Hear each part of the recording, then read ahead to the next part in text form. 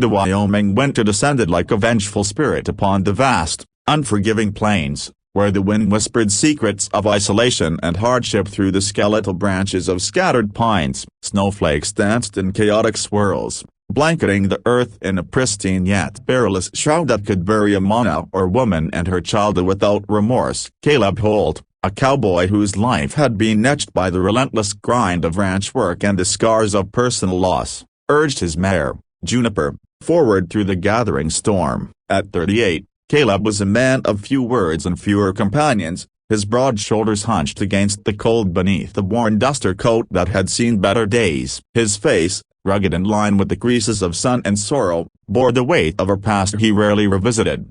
A wife taken by fever 5 years prior, and a child who never drew breath. Since then, he'd roamed these lands as a hard hand, mending fences, herding cattle, and checking traps for the elusive fur that supplemented his meager earnings. Today was no different, or so he thought as he rode the perimeter of the old Whitaker ranch, his breath fogging the air in rhythmic puffs that matched Juniper's steady gait. The sun dipped low on the horizon, casting long shadows that stretched like accusing fingers across the snow-dusted ground. Caleb's eyes, sharp from years of scanning horizons for predators or strays, caught irregularity in the landscape. A dark mound slumped against the base of a lone pine tree, partially obscured by the drifting snow. At first, he dismissed it as a fallen branch or perhaps a wayward animal seeking shelter, but something primal tugged at him, urging him closer. He reined in Juniper, the horse snorting plumes of steam as she came to a halt, dismounting with the practiced ease of a man who'd spent his life in the saddle. Caleb trudged through the knee-deep drifts, his boots crunching against the frozen crust. The wind howled louder here, whipping his hat's brim and stinging his cheeks like needles. As he neared, the mound resolved into a human form, a woman, huddled and motionless, her body curled protectively around a smaller bundle clutched to her chest. Her shawl, threadbare and inadequate against the elements, fluttered weakly in the gusts, revealing glimpses of pale skin turned blue from the cold. Strands of dark hair, matted with snow, framed a face that was gaunt and ethereal, her lips cracked and colorless. But it was the baby that seized Caleb's heart in an iron grip, a tiny infant, no more than a few months old, wrapped in a frayed blanket that offered scant protection. The child's breaths were shallow, visible only as faint wisps in the frigid air, and a soft, pitiful whimper escaped its lips, cutting through the storm's roar like a knife. Caleb's mind raced, a torrent of questions flooding him. Who was she? How had she come to be here, in the middle of nowhere, with a baby in tow? The nearest town, Elk Ridge, was a good 20 miles away, and no sane soul would venture out in this weather without cause. Bandits, a runaway, or worse, abandonment. He pushed the thoughts aside. Speculation could wait. Survival came first. "Hey there," he called softly, his voice gravelly from disuse, as he knelt beside her. Her eyes fluttered open, hazy and unfocused, revealing irises the color of storm clouds. Fear flickered in them, mingled with exhaustion, but she lacked the strength to recoil. Her arms tightened instinctively around the baby, a mother's unyielding shield. "You're in a bad way," Caleb murmured, more to himself than to her. He stripped off his duster, the warmth of his body still clinging to the fabric, and draped it over them both. The woman shivered violently, her teeth chattering in a rhythm that echoed his own pounding heart. The baby stirred, its whimpers growing fainter, and Caleb knew time was their enemy. With gentle but firm hands, he lifted her woman and child as only surprised at how feather-light she felt, as if the cold had hollowed her out. She didn't resist, her head lolling against his shoulder, her breath warm against his neck in stark contrast to the icy world around them. Settling her in front of him on Juniper's saddle, Caleb mounted behind, his arms encircling her to hold her steady. The mare, sensing the gravity, moved with deliberate care, her hooves punching through the snow as they headed toward Caleb's cabin, a modest structure nestled in a shallow valley a mile away. The journey felt eternal, the wind lashing at them like whips, snow accumulating on their forms until they resembled ghosts traversing a white abyss. Caleb's mind wandered to his own losses, the empty cradle that haunted his dreams, and he wondered if fate had delivered this pair to him as some cruel test or redemption. "Hang on," he whispered into the woman's ear, his voice lost to the gale. Just a bit further, the cabin loomed at last,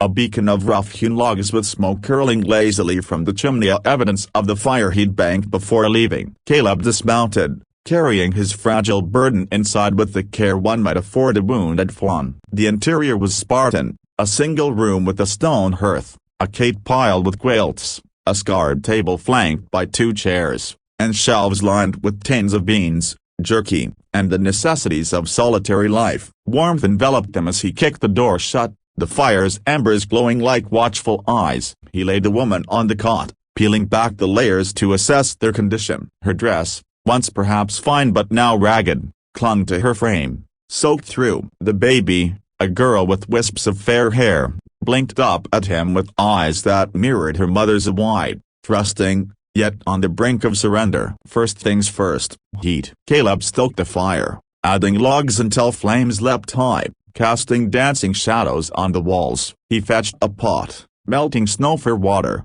and warmed milk from his stores in a tin cup. Rigging a bottle with a clean rag, he offered it to the woman, who had roused enough to sit propped against the wall. Her hands, slender and calloused, trembled as she took it, guiding it to the baby's mouth. The infant latched on greedily, the sound of suckling a symphony of life in the quiet cabin. "Name's Caleb Holt," he said, pulling up a chair at a respectful distance. His voice was rough, unused to conversation beyond barking orders at cattle. "You got names? Or should I just call you strangers?" She hesitated, her gaze darting to the door as if expecting pursuit, then back to him. "Lila," she whispered, her voice hoarse, like rustling leaves. "Lila Thorne. And this is Rose." She stroked the baby's cheek, a gesture filled with boundless love and unspoken pain. Caleb nodded, absorbing the information without pressing. "Pleased to meet you, Lila. Rose too. You're safe here. Storm's picking up. Ain't no one coming or going tonight." He busied himself heating stew. All venison and root vegetables simmered in a cast iron pot, its savory aroma filling the air,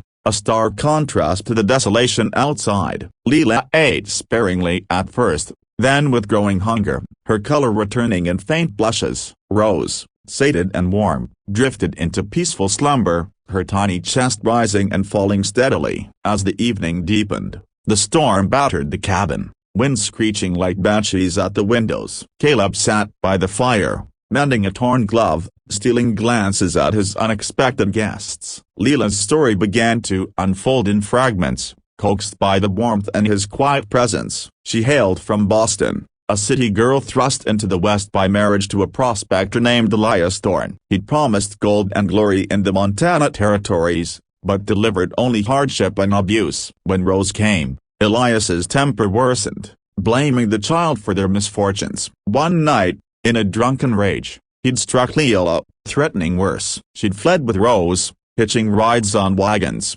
walking when necessary, aiming for relatives in Colorado. But exhaustion and the storm had overtaken her, stranding them in this frozen wilderness. Caleb listened without judgment, his own heart aching with echoes of his past. His wife, Mary, had been a gentle soul, taken too soon, leaving him adrift in grief. "Folks out here.